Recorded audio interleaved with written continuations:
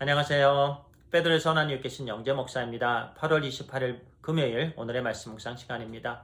오늘 우리에게 주시는 말씀은요. 사무엘상 28장입니다. 6절과 7절을 읽고 말씀을 나누겠습니다. 사울이 여호와께 묻자오되 여호와께서 꿈으로도 우림으로도 선지자로도 그에게 대답하지 아니하시므로 사울이 그의 신하들에게 이르되 나를 위하여 신접한 여인을 찾으라 내가 그리로 가서 그에게 물으리라 하니 그의 신하들이 그에게 이르되 보소서 엔돌에 신접한 여인이 있나이다. 오늘 말씀의 제목은요. 형식적인 신앙의 위험성입니다. 형식적으로 신앙생활을 하면은요 항상 위험에 노출되어 있습니다. 사탄이 유혹할 때 넘어질 수밖에 없습니다. 오늘 말씀을 통해서 우리에게 교훈의 말씀을 주십니다. 또 블레셋 군사들이 이스라엘과 전쟁을 하고자 쳐들어와서 진을 치고 있었습니다. 셀 수 없이 많은 사람들, 또 막강한 군사력이었죠. 그 반면에 이스라엘은 제대로 된 군사력이 없었습니다. 이전에도 블레셋이 쳐들어왔을 때 사울은 두려워 떨었습니다. 사무엘이 도착하기 전에 사울은 먼저 자기가 제사를 그만두리고 말았습니다. 죄를 지었습니다. 하나님께서 사울을 떠나셨습니다. 이렇게 죄를 지면은요, 하나님께서 또 떠나십니다. 이번에도 또 블레셋이 쳐들어왔는데요, 사울은 어쩔 줄 몰라 하고 있었습니다. 이번에는 또 하나님께 물었습니다. 하나님 어떻게 해야 됩니까? 그런데 6절 말씀해 보니까 꿈으로도 우림으로도 선지자로도 하나님께서 대답하지 아니하셨습니다. 그 당시에 세 가지 대표적으로 하나님께서 하나님의 뜻을 알리시는 방법이 이 세 가지였습니다. 꿈으로 하나님께서 하나님의 뜻을 말씀해 주시죠. 우림이라는 부분은요. 그 당시에 제사장들이 입는 옷은 에봇이었죠. 그 에봇에 12지파를 상징하는 보석들이 있었습니다. 그 우림, 그 보석들을 통해서 하나님께서 많은 사람들 앞에서 하나님의 뜻을 보여주셨습니다. 이번에는 꿈으로도 우림으로도 그리고 또 대표적인 방법이 선지자들을 통해서 대언자들을 통해서 하나님께서 하나님의 뜻을 알리셨죠. 그런데 이번에는 아무 음성도 없습니다.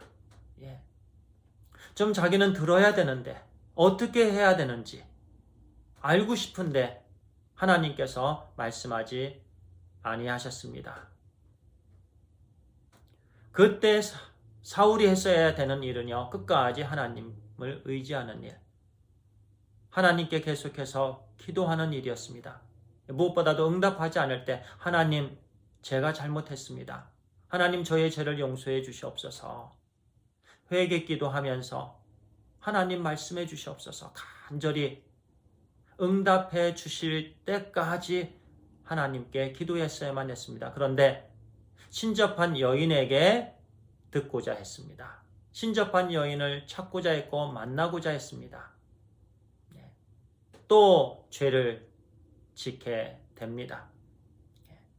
7절에 보니까 이제 그의 종들이 엔돌에 신접한 여인이 있나이다. 그 여인을 찾아 달려갑니다. 또 그 여인이 사울을 변장을 하고 갔는데도 사울을 알아보았습니다. 이전에는 신접한 여인들 또는 박수들, 무당들, 우상들 사울이 멸절시키고자 열심히 했습니다. 그런데 이번에는 내가 이걸로 인해서 너를 멸망시키지 않겠다 약속까지 합니다. 내가 당신 무엇을 도와주기를 원하오? 죽었던 사무엘을 나에게 불러다오. 죽었던 사무엘을 만나고자 했습니다.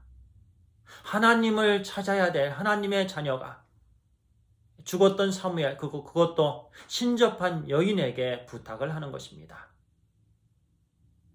그런데 외투를 입은 한 영이 땅에서부터 올라오는 것을 보고 그는 사울은 그가 사무엘이다. 또 믿어버렸습니다. 사탄의 계략이었습니다. 누가복음 16장에서도 말씀해 주시는 부분이기도 한데요. 죽은 부자와 지옥에 갔죠.